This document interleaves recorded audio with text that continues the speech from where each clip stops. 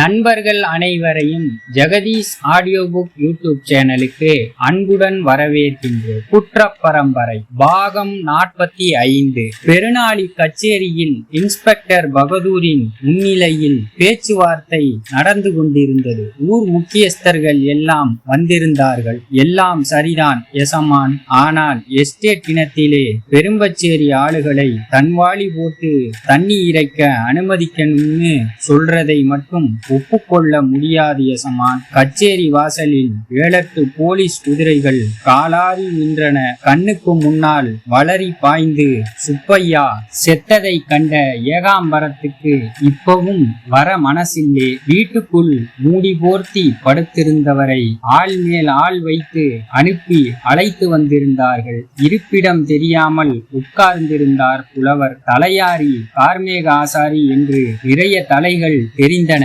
குழம்பு பெருத்த காட்டெருமை கால்களுக்கு மத்தியிலே இறை தேடி திரியும் காக்கை குஞ்சு போல் திருவேட்டையும் ஒரு ஓரத்தில் நின்றிருந்தான். எங்க காடுகரையிலே பாடுபடட்டும், நாங்க மறுக்கலே. கூலியை கூட அரைப்படி ஒரு படி கூட்டித் தர்றோம். ஆனா எஸ்டேட் கிணத்து தண்ணியை பெரும்பச்சேரிக்காரன் மறந்துடணும் எசமான். கூட்டத்தில் ஐயாதுரைதான் ஓங்கி பேசினார். கிழட்டு போலீஸ் எகத்தாளமாக சிரித்தார். எத்தனை கூட்டம் கூடியும் இந்த கொம்பூதியை ஒன்னும் பண்ண முடியாது போலிருக்கே.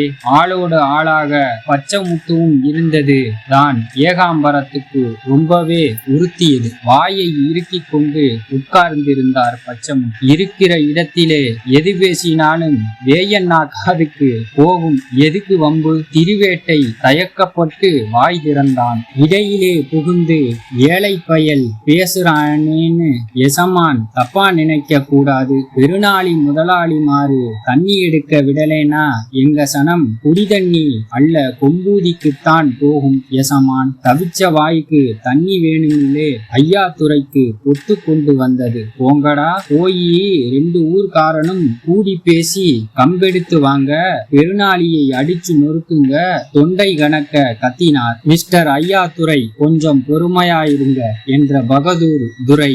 உங்கள் எதிரி யார்? கொம்பூதியா பெரும்பச்சேரியா? நேரடியாக கேட்டார். வந்ததில் இருந்து வாய் திறக்காமல் இருந்த ஏகாம்பரம் முந்திக் கொண்டு, எங்களுக்கு கொம்பூதி ஒன்னும் எதிரி இல்லையே, தோல் குலுக்கினார். ஒரு காலத்துல எங்க ஊருக்குள்ளே திருடினாங்க, கன்னம் போட்டாங்க. இப்போ அவங்களாலே எந்த இடைஞ்சலும் கிடையாது. ஓரக்கண்ணால் பச்சைமுத்துவை பார்த்து கொண்டார். வேயண்ணா காதுக்கு நல்லபடியாக போனால் சரி. இன்ஸ்பெக்டர் பகதூருக்கு திகைப்பாக இருந்தது. கட்டி கிடந்த குதிரைகள் கனைத்தன. அப்போ நடுக்காட்டு சந்தையை தீ வச்சு கொளுத்தினது, உங்கள் வீடு வாசல்களை அடித்து நொறுக்கினது, அதெல்லாம் பெரும்பச்சேரிக்காரனாலே வந்த வினை எசமான். காலம் காலமாக உள்ள கட்டுப்பாட்டை மீறி துருவன் பெஞ்சாதி ராக்கு எஸ்டேட் கிணத்திலே தண்ணி இறைச்சதுதான் கலகத்துக்கு காரணம். பெரும்பச்சேரிக்காக கொம்பூதி ஆளுக கம்பெடுத்து வந்தாங்க. மற்றபடி எங்களுக்கும் கொம்பூதிக்கும் பகையே கிடையாது. அத்தனை கோபத்தையும் லபக் என விழுங்கிவிட்டு ஏகாம்பரம் நிறம் மாறி பேசுவதை புலவரும் கார்மேக ஆசாரியும் ஒருவரை ஒருவர் சுரண்டி கொண்டு ரசித்தார்கள். ஏகாம்பரத்தின் பேச்சோடு முக்கியஸ்தர்கள் ஒத்துப்போவது போல் தெரிந்தது. காற்று திசை மாறி அடிப்பதை கவனித்த இன்ஸ்பெக்டர் பகதூர் வளரி வீசி சுப்பையாவை கொன்றது தப்பு இல்லையா என்றார். பதில் ஏதும் பேசாமல் எல்லோரும் முழித்தார்கள். கொம்பூதி வளரி நாளை உங்கள் எல்லோரையும் கொல்லும். எங்களுக்கென்ன? கச்சேரியை மூடிவிட்டு கமூதிக்கு போய்விடுகிறோம். கொம்பூதிக்காரன் ஒரே நாளில் ஊரை அழித்து விடுவான். பகதூர் துரை பேச்சை முடித்து கொண்டு எழுந்தார். 2 ஊர்க்காரனும் சேர்ந்து வந்து நடுக்காட்டு சந்தையில் விரட்டி விரட்டி வெட்டியது. எல்லோர் நெஞ்சிலும் நெருப்பாக ஓடியது. திருவேட்டை வீட்டுக்குள் வந்து நுழையவில்லை. பெஞ்சாதி சிகப்பி கேட்டால், நீ எல்லாம் மனுஷன்தானா? கொம்பூதியை காட்டி கொடுக்க உனக்கு எப்படி மனசு வந்தது? எஸ்டேட் கிணத்து தண்ணியை குடிக்காம பெரும்பச்சேரிக்காரன் நாவரண்டு செத்து போனாதான் என்ன? அது இல்லடி, எது இல்லே பச்சை பிள்ளைக்காரி ராட்டு ஒருபானை தண்ணி இறைச்சதுக்காக தானே பெருநாளிக்காரன் ஒருவனை வஞ்சனத்தி மரத்திலே கட்டி வச்சான். யாருக்கும் இல்லாம குடி தண்ணியை அசிங்கம் பண்ணினான். ஆமா, என்ன ஓமா? ஒருவனை மீட்டது யாரு? நடுக்காட்டு சந்தையை தீ வச்சு கொளுத்தினது யாருக்காக?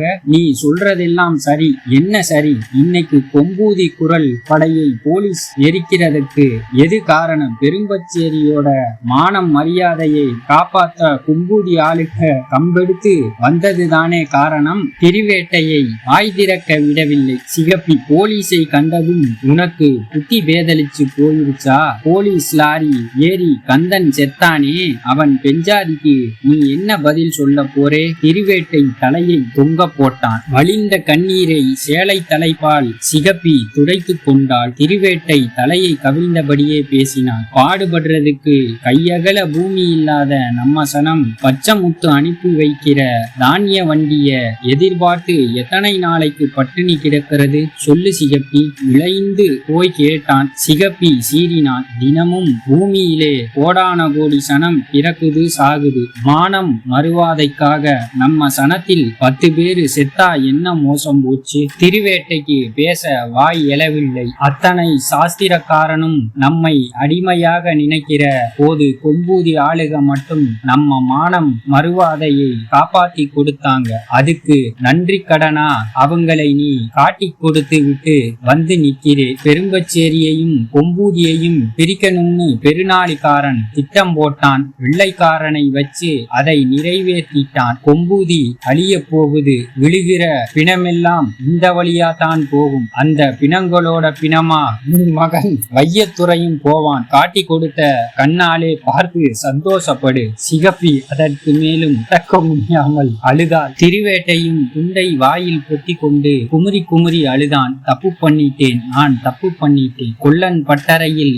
சம்சாரிகள் கூடி கிடந்தார்கள். உழுகவும் விதைக்கவும் மும்முரமான விவசாய நேரம். விடியும் முன்னேயே பட்டறையில் கூட்டம். அச்சு முறிந்த மாட்டு வண்டிகளும் முனை மழுங்கிய ஏர் கலப்பைகளும் இரும்பு பட்டாக்களும் வந்து கிடந்தன. கார்மேக ஆசாரியை தான் காணோம். வீட்டுக்குள்ளே இருந்து வெளியே தலை காட்டலே. ஏம்பா கார்மேகம், தலைக்கு மேலே காட்டு வேலை கிடக்குது, எங்களையும் கொஞ்சம் எட்டிப்பாரு என்று குரல் கொடுத்தார்கள். கார்மேக ஆசாரியின் கை நுணுக்கம் சுத்துப்பட்டியில் யாருக்கும் வாய்க்காது. பட்டறையில் சம்சாரிகள் ஒருவருக்கொருவர் விளையாட்டாக பேசுவதுண்டு. நம்ம அப்பனுக்கே சந்தேகம் வர்ற அளவுக்கு நம்மை மாதிரியே இன்னொரு ஆளை செய்திடுவான் கார்மேக ஆசாரி. சும்மாவே பெஞ்சாதியின் சேலையை தலைப்பை பிடிச்சுக்கிட்டு அலைகிறார் கார்மேகம். உளி உளியாக கண்ணு மூக்கோடு வெகுகாலம் கழிச்சு ஆண் குழந்தை பிறந்திருக்கு. கேட்கவா?